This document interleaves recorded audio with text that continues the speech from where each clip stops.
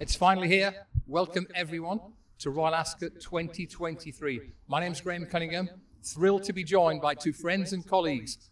On the far side, key member of the Sky Sports Racing team, veteran broadcaster Simon Mapletoft, and in the centre, one of the rising stars of the Racing Post team, Maddie Plale. Maddie, you look fabulous. Simon, you scrub up pretty well. It's going to be a tremendous week here at Royal Ascot. First of all, Simon, what's the story, potential story, you're most looking forward to this week?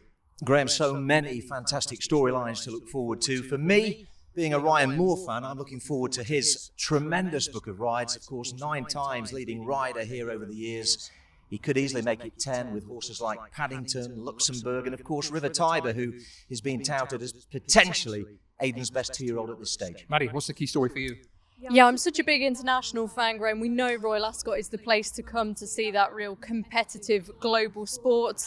Looking forward to seeing horses from Australia, America, Hong Kong, of course, everywhere in the globe covered. We're going to see who comes out on top. We can't guarantee all the winners, but it's our job to guide you through 35 races, the first of which on Tuesday is a tremendous contest. It is the Queen Anne Stakes, won by Frankel, Goldikova, Bailly, Palace Pier, Canford Cliffs. Let's have a look at the runners and riders. It's a big day for Godolphin. Charlie Appleby saddles 2 key players here. Modern Games, bound to be very popular, and more than a second string, Native Trail. But Frankie and the Gosdens are here with Inspiral. So impressive at Royal Ascot 12 months ago. Chindit has a chance at a big price. But let's get stuck into this race. And let's start with Modern Games. I think we can see him in the QE2 here at Ascot last October. He ran very well. This is what he's all about. He tries hard, wasn't quite good enough on the day, went on to win at the Breeders' Cup, and Maddie, he gained his 5th Group 1 success this spring in the Lockinge Stakes at Newbury. He's a high-quality horse. He really is. Toughness, consistency, are real hallmarks of what Modern Games can do. He's uncomplicated, he stays very well, and he's just classy. I think perhaps we've been guilty of underestimating what he can do because we've seen so many of his top-level successes abroad, but that speaks for his versatility, and this will be an acid test for him, and hopefully he'll be able to get the recognition he deserves if coming clear on this global stage. Simon, more than one string to the Charlie Appleby Godolphin bow here. I know you're a big fan of stablemate Native Trail. Yeah, Modern Games are a real pro, as you say, 5 times a Group 1 winner. I just think things fell in his lap in the Lockinge. They went really hard early, played to his strengths on that occasion. He might not get the run of the race this time, but I think Native Trail could. Second start following a wind operation. He was really rusty, this horse, at Newmarket, but was still expected to run a big race. I think he'll come on for it. And James Doyle, I think, has a really plumb chance on what the market suggests is the Godolphin second string. Let's turn the clock back 12 months, Maddie. Inspiral was first time out in the Coronation Stakes. She was up against some high-class fillies, and she absolutely dismantled them. When she's right, she's so good. Yeah, and this is the big point of the race for me. If she can produce that one performance that we saw last season, then she should be on top here. She's got the star quality, she's got the class.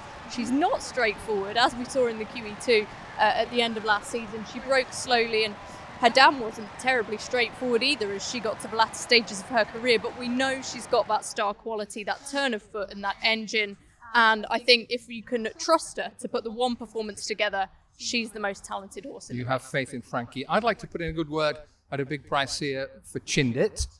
Yes, he was only 4th in this race last year, but I think his latest performance, when second to Modern Games and the Lockinge, was probably a career best. Simon, he had a nibble at the winner late on, just tried to take a nip out of him. Is he biting off more than he can chew on Tuesday? Well, form suggests he is, but he's one of these horses who turns up and runs his race. So if things fall his way, you could certainly get involved. If you want something at a big price, then he's a good man to have on your side. But for me, there are classier individuals, Graham, to take the race with. Wonderful start to day 1. Simon, your numbers and your main tip for the Queen Anne? Without a shadow of a doubt, it's number 9, Native Trail for me. For the places 8, 7 and 12.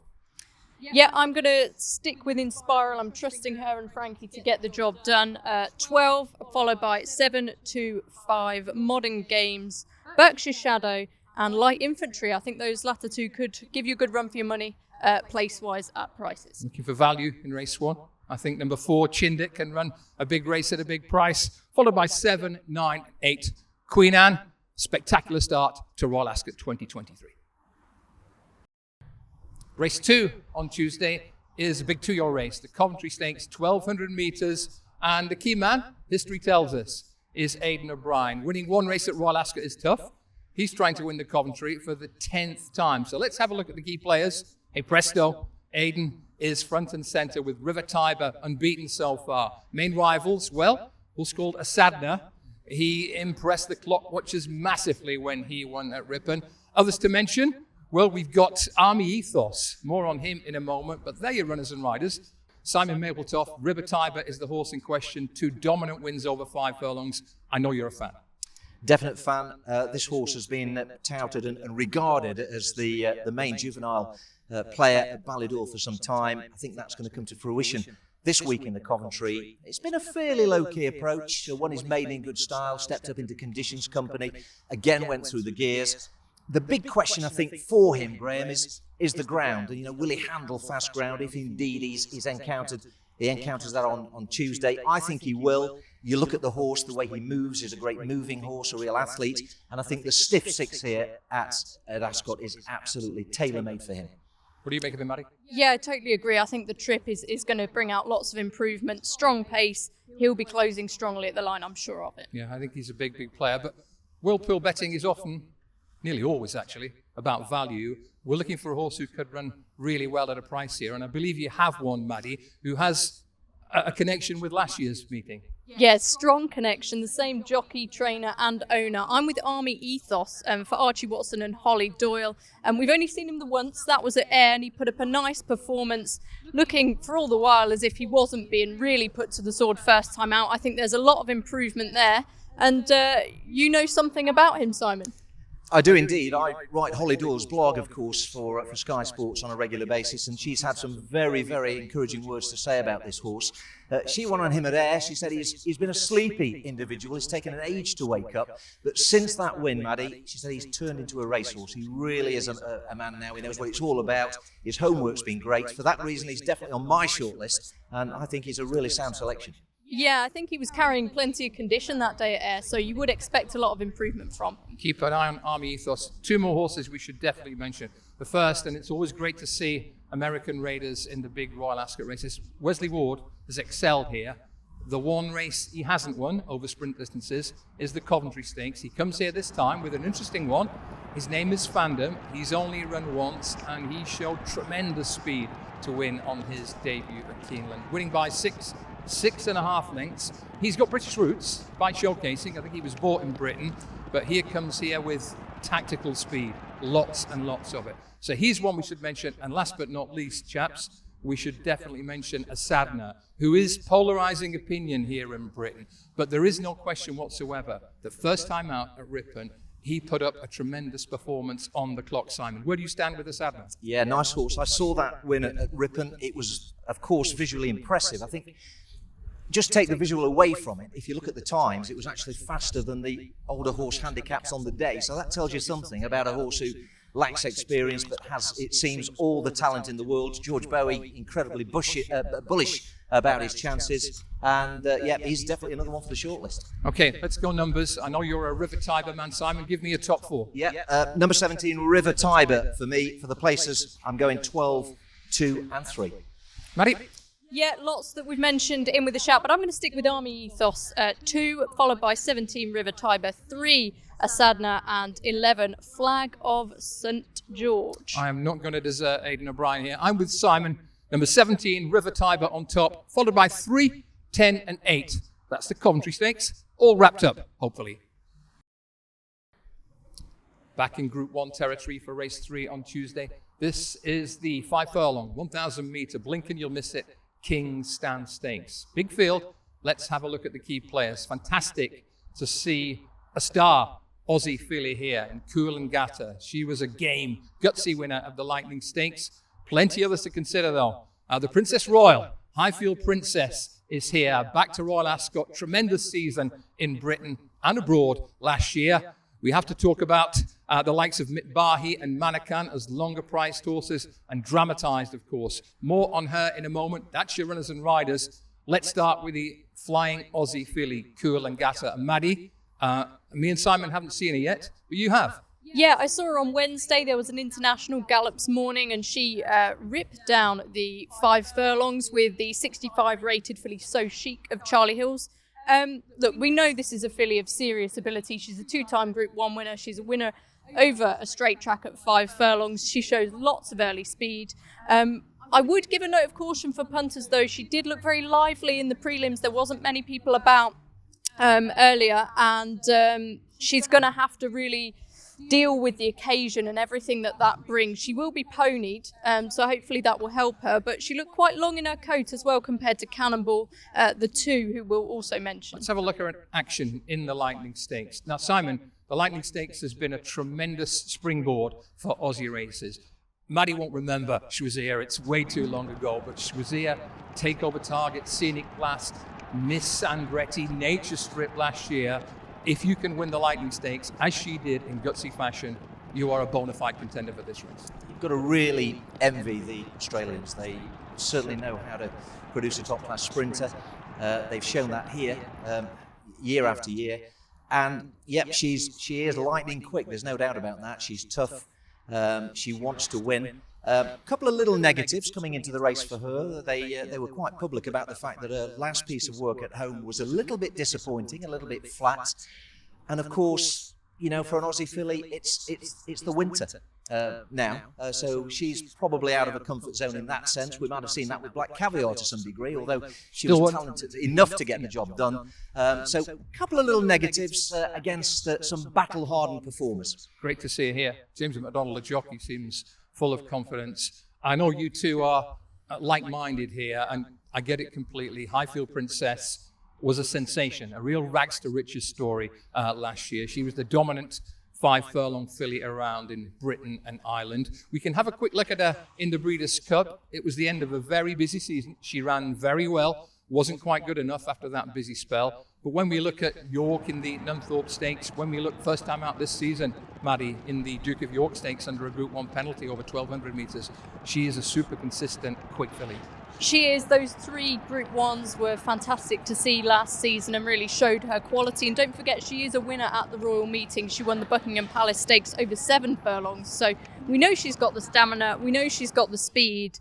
And I think there was everything to like about her return at York. She travelled the best. Just got a little bit tired close home against a very, very good filly who would also be involved if she was running here.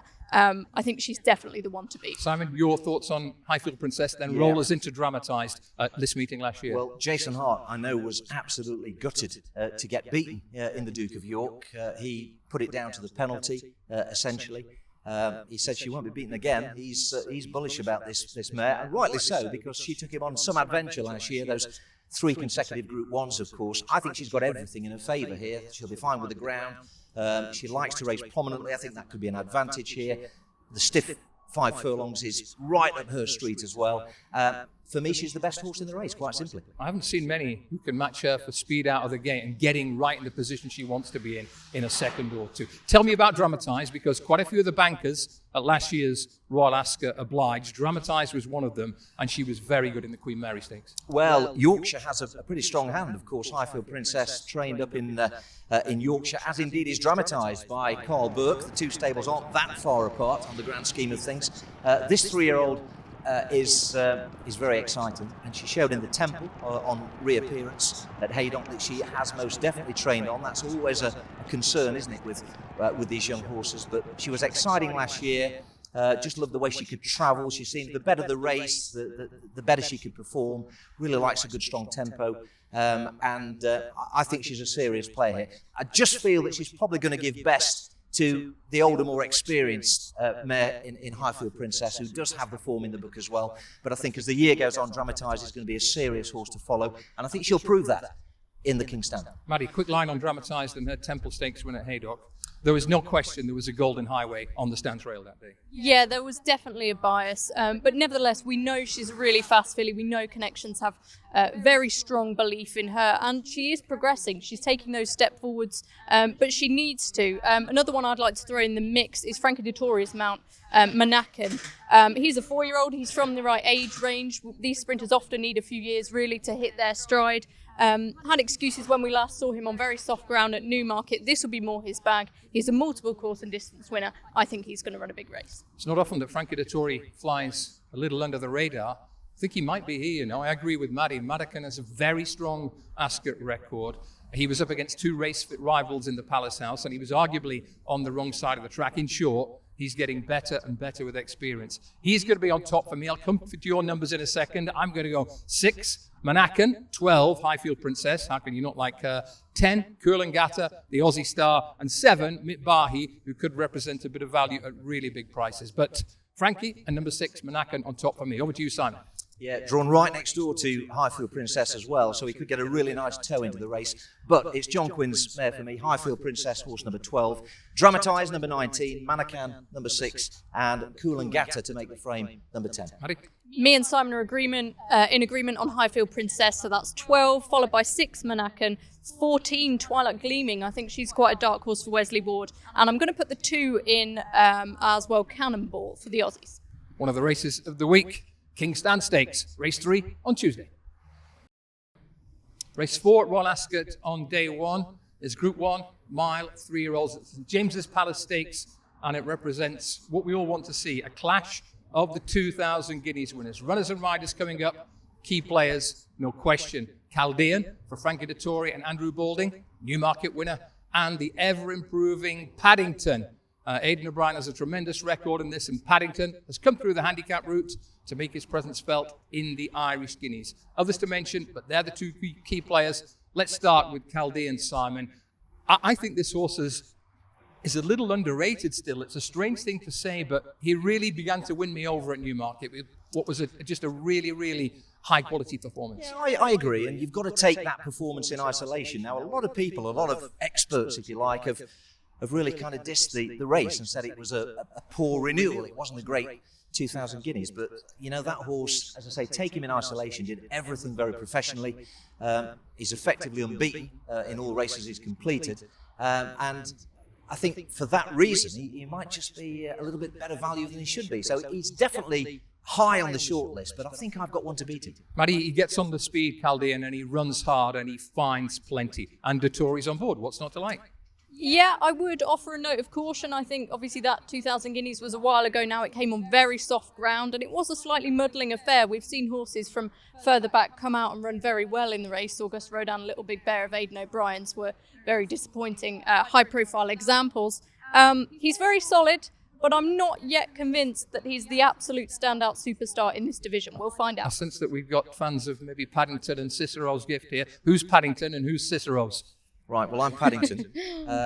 This horse, again, has been brilliantly produced by his trainer, by Aidan O'Brien. Started out in a handicap off a mark in the 90s back in March. They were keen to get him out early. They needed to get some experience into this horse. He's been big and backward, but he's gone through the rankings and he's done it with some style. Still looked the unfinished article for me in the Irish Guineas. He missed the break. He was a little bit lucky to overcome that and get a decent position in the race, which enabled him to go and win it. But there's so much more to come from this horse. His rating has soared since the start of the season, since the spring. I think he's got plenty more to offer. So he's a real improver coming into this race. And for me, he's going to give Ryan Moore a very exciting spin. With or against him, Maddie?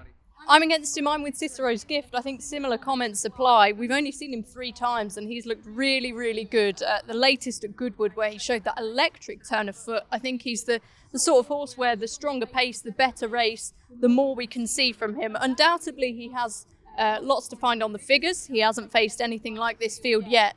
But I think he's got the raw ability to really challenge the top contenders here. Royal Scotsman, named after a famous old-school locomotive. Really good last year. Hit the buffers behind Paddington in the Irish Guineas. Let's go back to Royal Ascot last year, Simon. He was a high-quality juvenile Royal Scotsman. He ran very well in the Coventry.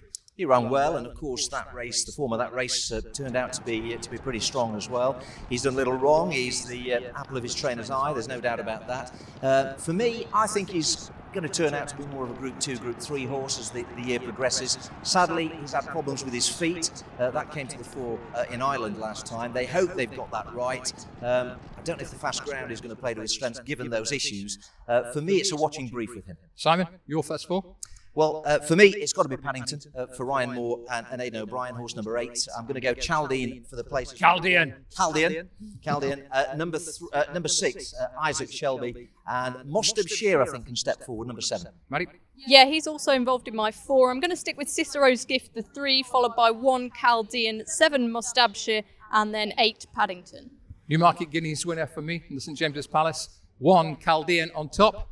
Back up from 8 Paddington, 7 Mustabshire, and 3 Cicero's Gift. Crackerjack race at the St James's Palace. Well, Royal Ascot isn't a sprint, it's a marathon 5 days. And the next race we're going to talk about is a marathon. It's pretty much 2.5 miles for the Ascot Stakes. Big field of handicappers, runners and riders here. And the obvious starting point is number 5, Bring on the Night. Second in this race last year, hasn't run since, but Willie Mullins looks to have laid him out. Number 2, Calling the Wind, has an excellent Ascot record.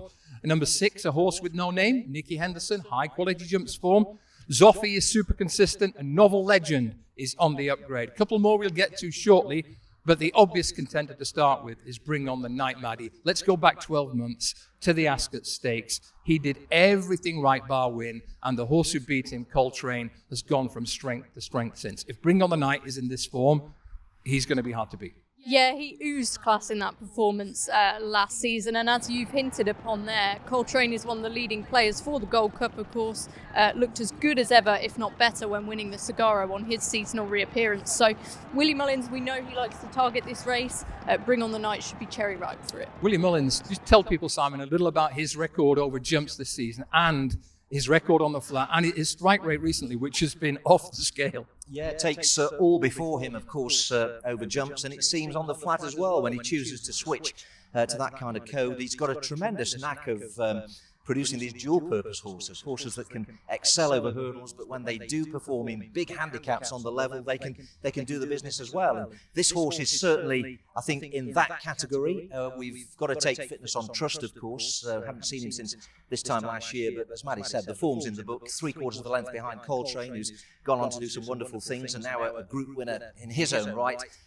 He might just be a shade vulnerable coming back off a break to something that could be a little bit better handicapped, but he's no doubt a real player. Mullins' record with horses off a long break is spectacular. So he's going to be a very strong favourite, and I think he's an absolute key player. Let's talk about one or two others. We need value to get the QPs and the Quinellas, etc. You like one down at the bottom of the weights who was impressive at Chester. Yes, I do, and I think one of the key points in this race, you've got to go for trainers. Ian Williams won this race in 2019 with the Grand Vizier, back in 2021, won it again with Rashun. He's got loads of runners this time. Zinc White is the one that I'm preferring. The grey, he's had a lot of time off, he is fragile, but he showed what he could do at Chester with a really dominant performance over an improving, in-form horse. I think he could shock a few here. I think he's got a lot of talent, and he sneaks right in at the bottom of the weight. Simon, what else should we mention besides these two? Well, we talk about Willie Mullins being a great dual-purpose trainer. I think Ian Williams is a pretty good one as well, and Maddie likes one of his. I also like an Ian Williams runner. This time it's Law of the Sea, who was out in Dubai with Bupat Seamar. Hasn't been with the stable that long, but you might argue was a bit unlucky not to win the Chester Cup. Franny Norton rode him that day. He got no kind of run, finished 4th. It was a decent run. He just got intimidated deep into the race at Haydock last time, finishing 2nd. But I think the key thing with him, Graham, is the step up in trip. I think he'll relish the extra half mile. A couple more to mention. We touched on the fact that jumps trainers have a super record in this race. Nicky Henderson has won it in the past. He saddles a mare called A Horse with No Name. A little bit of background information here. When I was at Newbury on Lockinge Day, one of A Horse with No Name's owners went over to Ryan Moore and said, I hope you'll be riding our filly at Royal Ascot. Ryan is on Bring on the Night. He had options, but A Horse with No Name was really good at York in the back end of last season, and she's got a good hurdles win on a dance card recently. She has, yeah, listed win over hurdles. So again, she's a classy sort of horse who travels well, will relish again every yard of the distance. For me, maybe just a bit high in the weights these days. Yes, impressive at York, ran a good race at Newbury as well, but I think maybe the handicapper could be in charge. I'd like to nominate another one, if that's okay, Graham. Irish Lullaby will be taking a big step up in trip for Jessica Harrington. She, of course, has had much success at this meeting. I think this filly is really going to be suited by this extreme stamina test. We haven't totally seen what she's capable of yet. What were you doing when you were 17 years of age? If you can answer, I was riding a fancied horse at Royal Ascot. your name is Billy Loughnane. And that's what he does this Tuesday, because the Wonder Apprentice, who's been shooting the lights out this year, has been booked by Richard Hughes for a horse called Calling the Wind, who's got a very strong Ascot record. And that £3 claim is very helpful. Numbers, Simon, this is the first of our brain-burning handicaps. Yeah, this is a fascinating race. But for me, it's number 17, Law of the Sea. For the places, number 5, Bring on the Night. Number 11, Zoffy. And number 6, A Horse with No Name. Yes, some agreement with Simon here. I'm also involving Law of the Sea, but on top is Zinc White, number 20, 5, Bring on the Night, 12, Irish Lullaby, and 17, Law of the Sea sneaks in there. Bring it on. Number 5, Bring on the Night for me. Number 2, Calling the Wind for second. Number 6, A Horse with No Name. And 15, Novel Legend, Ascot Stakes. Don't miss it. Race 6 on day 1, Tuesday, is the Wolferton Stakes. It's a listed race. It's not a handicap, but it might as well be, because it looks fiendishly difficult. Lots of high quality, but very closely matched horses. Runners and riders, let's have a look at a few key players. Keep a close eye on number 1, Buckaroo. He's coming down in class here. Number 3, King of Conquest, and Francisco Clemente, tying very closely on Goodwood form. We've also got plenty of other high quality horses, including Saga for the Gosdens in the royal colours. I think let's start with Saga, Simon. This is a horse who, I think, polarizes opinions. We're going to look at him at the Royal Meeting last year. What a turbulent week it was for Frankie Dettori. And I think the defeat of Saga, narrow that it was in the Britannia, raised some tensions in the camp. It certainly did, but I think in fullness of time, I think we begin to understand that this horse may not be as straightforward as some people thought. And, he's one of these who looks a little bit unlucky in the run, but I'm not so sure that he's 100% resolute. So for me, it's always worth taking on. His record tells you that, Graham. He's worth taking on. I think the connections have a much better chance in the race. Yeah, I'm a little wary of him, Maddie. People at Newmarket said they thought he should have won. I think there was a reason Frankie Dettori didn't really go for the heavy manners with the whip. I think he suspects that Saga doesn't really run for hard driving. I'm sorry, Graham. I'm smiling because I'm in total agreement with Simon. I think this horse is hard to get everything right. And I think if it comes down to a battle between him and another in the final furlong, I'm not sure he's got the minerals. He's got what it takes to get the job done. But he's clearly got a lot of talent, and we have to respect his connections. We can go around in circles talking about jockey bookings. Frankie is aboard Saga. How could he get off a horse owned by the King in Royal Ascot week at his final Royal Ascot? But the Gosdens have another powerful contender in this Francisco Clemente, who was pretty unlucky at Goodwood last time, Simon. He blew the home turn and still did well to get pretty close to King of Conquest. Exactly, and that is the key piece of form for this race, in my opinion. He did do everything wrong. It's not a track where you can get away with a poor start. He just didn't come around the bend. He had steering problems, showed a lot of signs of greenness, but I think he's going to be much more better suited by the test here at Ascot. There's no doubt about that, and that horse is open to improvement. But he's up against one here from the Godolphin team, King of Conquest, who did beat him that day. You might argue that he probably had the run of the race. He was better positioned throughout. But I like the way he's gone through the rankings. The trainer is incredibly bullish about him. Charlie Appleby feels that he's going to be a proper pattern horse as the year progresses. This is a great stepping stone for him. And I think he'll confirm the form with the John Gosden horse, Francesco Clemente, who is nevertheless a serious player here. I could see these two really fighting it out and replicating that Goodwood form. Two key players there, Maddie, but I think me and you are on the Buckaroo Express here, aren't we? We are, yeah. He's got that Group 1 form in the book, a muddling Pre-Dispahan that he ran in last time. He finished 4th, but that doesn't tell the whole story. You could have thrown a blanket over all of them in that race. Once thought of as a classic contender, he's got a lot of ability, and for me, he's just the best horse in this race. Yeah, I'm inclined to agree. I think he's somewhat down in class here. Really good first time out. Had a truncated season last time around. Let's go numbers. I'll kick us off. Number 1, Buckaroo is my idea of the winner here. 9, Francesco Clemente is on the up. Number 3, King of Conquest is all rival, has to be in there. And number 6, Cadillac, who ran very well, I think, to be second in this race last year, and fresh from a good win at Epsom. Maddie, first 4? Yeah, lots of agreement going on with this one, Graham. I'm with you. Buckaroo on top, number 1. King of Conquest, who Simon likes. I also like number 3. Then 8, Check and Challenge, and 2, Fox's Tails. 2 wild cards who could offer a spot of value. Well, for me, of course, it's King of Conquest, horse number 3. For the places, Francesco Clemente, number 9. I also like Bolshevali, number 5. We should pay respect to that one. And Solid Stone, number 16, can make the frame as well. Good luck in the Wolferton. 7th and final race on day 1 of Royal Ascot 2023 is another tough handicap, really tough. But it's the Copper Horse Handicap. It's 1 mile and 6 furlongs, and it's got a horse who might be a certainty, might be opposable. The horse in question is Vauban. It's Willie Mullins, it's Ryan Moore, it's a high-quality hurdler who might, just might, be extremely well handicapped. But the betting is going to reflect that, especially if Ryan Moore has had a good day. Others to mention, Get Shirty, number 1, won this race last year. Sam Cooke is super consistent.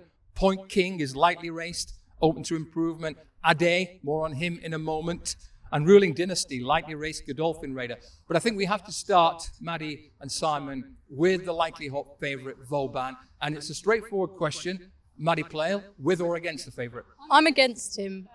We know he's a huge talent from his efforts over jumps, but we also don't know what he's going to be like on the flat. And the key thing for me here is ground. He will have never faced anything like this in his life. That's assuming we don't get rain. Yes, assuming we don't get rain. His sire wasn't very keen on good ground either. And I think this is going to be a totally different challenge to anything he's ever faced. We know he's a good horse, but on balance, on the prices, he's not for me. It's 160 rated hurdler, rating off a mark of 100, 101 here.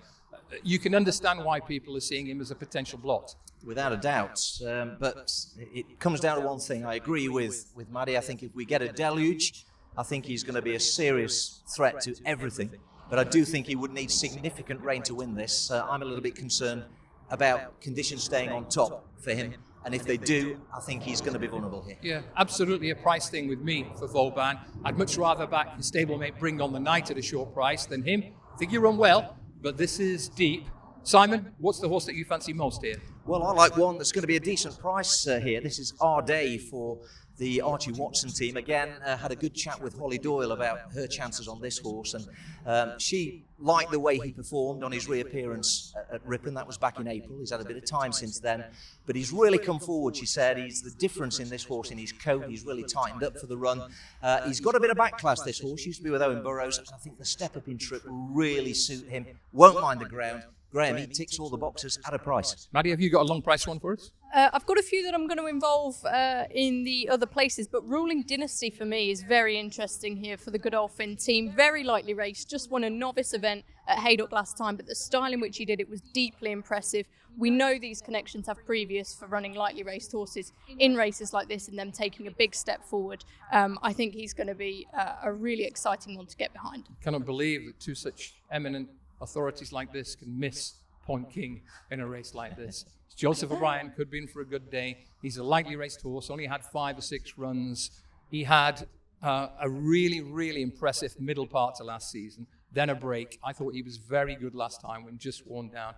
Point King for me, number 4, number 7, Vauban, number 15, a Northern Raider who's very much under the radar called Chillingham, and number 2, Sam Cooke, who is super consistent. Maddie, first 4 in the Copper Horse, if you will. Yeah, Ruling Dynasty, number 14 on top, followed by 7, Vauban. Even with my concerns about the ground, we know he's got the class. He's got to be in there. And then 2 bigger prices, number 10, Raymond Tusk. A very good effort last time out, has previous in races like this. And I'm with you, 15, Chillingham, the last one in. Simon?